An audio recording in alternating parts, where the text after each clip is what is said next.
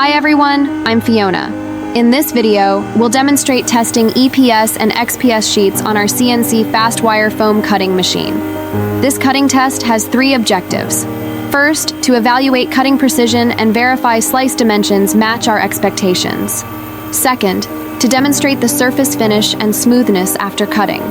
Third, to explain why we recommend using a hot wire cutting machine instead of a blade cutter for EPS and XPS materials.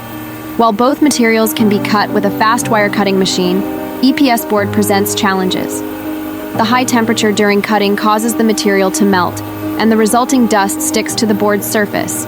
Even an air gun can't completely clean it.